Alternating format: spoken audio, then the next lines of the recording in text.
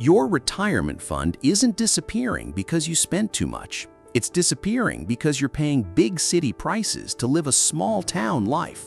And nobody warns you until the math already broke. So here's the deal. We went through 13 Canadian towns where a paid-off 3-bedroom, a manageable tax bill, and a doctor who actually knows your name are still possible in 2026. But, and this is the part every cheap towns list skips, cheap and sustainable are not the same thing. One town on this list has a property tax program that looks like a gift and quietly becomes a trap. Another has a $500 credit almost nobody claims because it's not automatic. And the town at number 1 isn't just affordable, it was built for exactly this, decades before retire cheap was a YouTube trend. 13 towns, real numbers. Every single one has a catch nobody puts in the brochure. Number 13. Miramichi, New Brunswick. Miramichi sits where the river meets the Atlantic, and it might be the last place in Canada where a paid-off 3-bedroom and a lobster dinner both feel normal. Median home price around $195,000. Property tax roughly $2,800 a year. Cost of living sits about 15% below the national average, and that's before you factor in that groceries here still feel like groceries, not a hostage negotiation. Sounds perfect. Here's the catch. Miramichi's hospital is solid for day-to-day care, but anything specialized means a drive to Moncton or St. John. And in a maritime winter, drive is doing a lot of heavy lifting. One retiree put it on a local Facebook group. The house was cheap. The peace of mind about my cardiologist appointment was not. You'll save a fortune on housing and quietly spend it on gas, patience, and hoping the highway's clear. Picture it. Fog rolling off the Miramichi River at sunrise, an Irving gas station glowing like a lighthouse, and a neighbor already out shoveling your walk because you looked busy. That's Miramichi, cheap, kind, and one snowstorm away from testing your patience. Number 12. Yorkton, Saskatchewan. Yorkton looks like a steal until you check what's actually heating the house. Median home price around $230,000. Cost of living comfortably 18% below the national average. Population just over 20,000, with canola fields in every direction and a curling rink that functions as unofficial town hall. But here's the number nobody runs. If your home isn't on the municipal gas line, and a lot of the nicer acreages around Yorkton aren't, you're heating with propane. A 2,000 square foot home on town gas runs $1,400 to $1,900 a year. The same home on propane runs $2,500 to $4,000, and in a hard prairie winter, it pushes past $5,000. That's not a rounding error on a fixed income. That's the difference between a comfortable retirement and a nervous one. Picture it, a golden wheat field at golden hour, a train rolling by right on schedule, and a Wi-Fi bar that flickers like it's thinking about it. Yorkton is cheap. Just budget for the internet like it's a utility, because out here, it basically is. Number 11. Grand Falls, Windsor, Newfoundland and Labrador.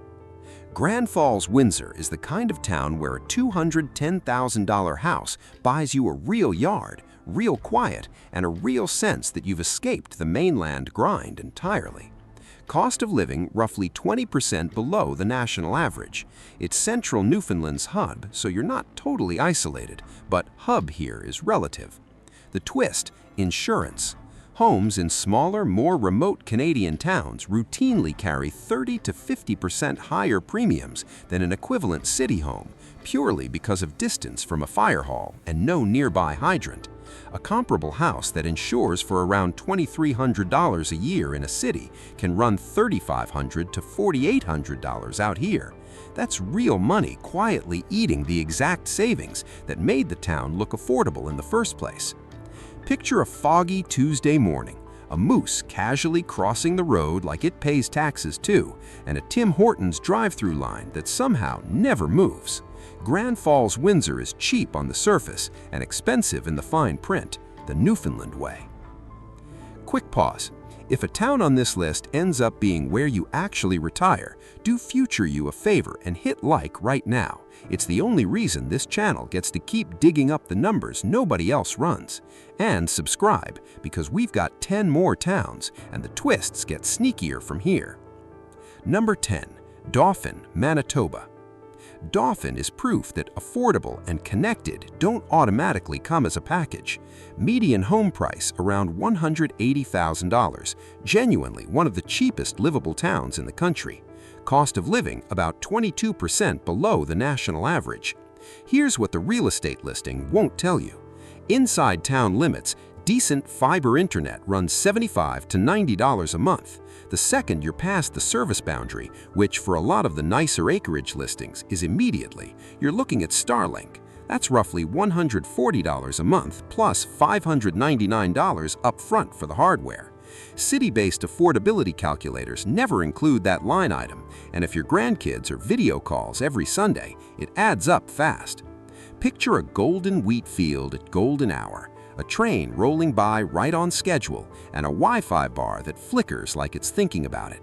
Dauphin is cheap, just budget for the internet like it's a utility, because out here, it basically is. Number 9. Brooks, Alberta. Brooks looks straightforward. Median home price around $275,000, no provincial sales tax, and property taxes that seem lower than you'd expect. Except, property tax here isn't one number, it's two. Alberta splits every property tax bill into a municipal portion and an education portion, and seniors 65 plus can defer only the education half, not the whole bill. Most cheap Alberta towns content just quotes the total mill rate and moves on, which means people budget for a deferral that only covers part of what they owe. Know that split before you plan your cash flow, or you'll be short exactly the amount nobody warned you about.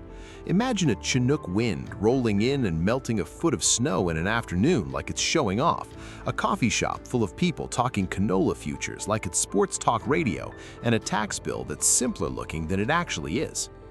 Number 8. Dryden, Ontario. Dryden sits deep in northwestern Ontario, surrounded by lakes, float plains, and a median home price around $220,000. Cost of living, roughly 19% below the national average. It's genuinely one of the most underrated retirement budget towns in the province.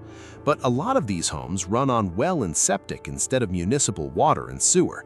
No monthly water bill sounds like a win until the septic field fails. A full septic replacement in this part of Ontario now runs $28,700 to $67,500 in 2026 money. A new well is another $15,000 to $30,000. These systems last 25 to 40 years, so amortized, it's often still cheaper than city utility bills, but almost nobody tells retirees the actual lump sum number they need sitting in reserve for the day it happens. Picture loon calls over a still lake at dawn, black flies that treat bug spray as a light seasoning, and a peace so complete you forget to worry about what's underground. Just don't forget for too long. Number 7. Truro, Nova Scotia. Truro calls itself the hub of Nova Scotia, and honestly, it earns it. You're within an hour of Halifax, the ocean, and a Costco, which in the Maritimes counts as a lifestyle upgrade. Median home price around $260,000. Cost of living about 14% below the national average. The catch is more social than financial. Truro's affordable enough that it's attracting exactly the retirees you'd expect, which means it's getting less undiscovered every year, and prices have been climbing faster than the rest of the province. What's cheap in 2026 is not guaranteed to still be cheap in 2029. Picture a farmer's market on a Saturday morning, salt air drifting up from the Bay of Fundy, and a local proudly informing you that yes, that was a real tornado that hit Truro once, and no, they don't want to talk about it further. It's a good town, just don't assume the price tag holds still. Number 6. Pembroke, Ontario. Pembroke sits in the Ottawa Valley, close enough to the capital for specialist appointments, far enough to keep housing sane. Median home price around $320,000. Cost of living roughly 12% below the national average. Modest but real. Here's the piece almost nobody mentions. A lot of Ottawa Valley townships, Pembroke included, let residents finance septic upgrades or energy retrofits through something called a local improvement charge, a low-interest loan repaid right through your property tax bill over 10 to 20 years. It turns a $30,000 emergency into a manageable annual line item instead of a crisis. It's a real program. It's also one you have to know exists and specifically ask your township about, because it's almost never advertised. Picture a river valley in fall color, a logging town accent that somehow makes A sound like 3 syllables, and a municipal office that's sitting on a financing tool most residents never learn about. Number 5. Summerside PEI. Summerside is PEI's second city, and second city on an island of 175,000 people means quiet, walkable, and genuinely charming. Median home price around $290,000. Cost of living about 13% below the national average. Here's the loophole most people miss. Properties just outside town limits can qualify for agricultural land assessment if even part of the lot has active hay production or a grazing lease, dropping the annual tax bill anywhere from $800 to $2,000 compared to an identical lifestyle property right next door. Same view, same red dirt, same distance to town, wildly different tax bill, and it comes down to a lease status technicality almost nobody asks about before buying. Picture red clay roads, potato fields rolling to the horizon, and a tourist in an Anne of Green Gables sun hat asking you for directions like you've lived here 40 years. You've lived here 4 months. You just look that settled already. Okay, quick gut check before the top 4. Drop a comment. Which province's twist surprised you more so far? Alberta's split tax bill or PEI's hay lease loophole? I read every single one, and it genuinely changes what we dig into next. Number 4. Nelson, British Columbia.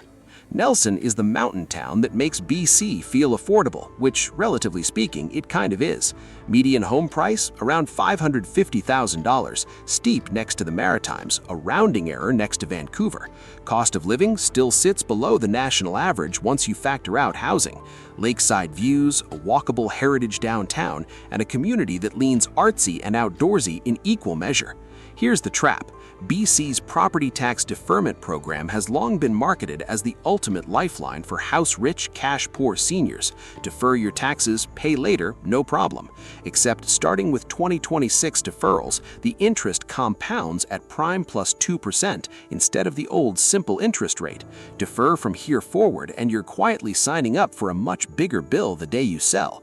It still might be the right call for some people, but it's not the free lunch most retirement content makes it sound like. Picture kayaking a glassy lake at sunrise with mountains stacked behind it like a postcard that got greedy. Nelson gives you the view. Just read the deferral fine print before you assume it's giving you the safety net, too. Number 3. Timmins, Ontario. Timmins is proof that mining towns don't die, they just quietly become affordable. Median home price around $230,000. Cost of living roughly 21% below the national average. It's also Shania Twain's hometown, which the tourism board will absolutely bring up before you finish your coffee. Here's the one nobody claims. Ontario seniors 64 and older can get a refundable tax credit worth up to $500 a year just by filling out Schedule ON-BEN, and it's widely described as overlooked precisely because it isn't automatic.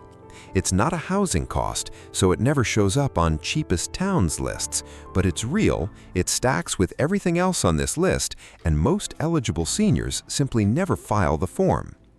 Picture a gold mining headframe lit up at night, a northern Ontario sky absolutely drowning in stars, and a Service Ontario clerk who will look almost personally offended you haven't claimed that credit yet. Number 2. Trail, British Columbia. Trail is a smelter town in the Kootenays with a hockey pedigree bigger than its population and a median home price around $340,000, a genuine bargain by BC standards. Cost of living sits meaningfully below the provincial average, and BC's relatively cheap hydro rates make electric heating far less painful here than in most of the country. The catch rides in on wildfire season. Interior BC insurance premiums have climbed hard the last few years, specifically because of fire risk, and Trail sits close enough to the tree line that some retirees have watched premiums jump 20 to 30% in a single renewal.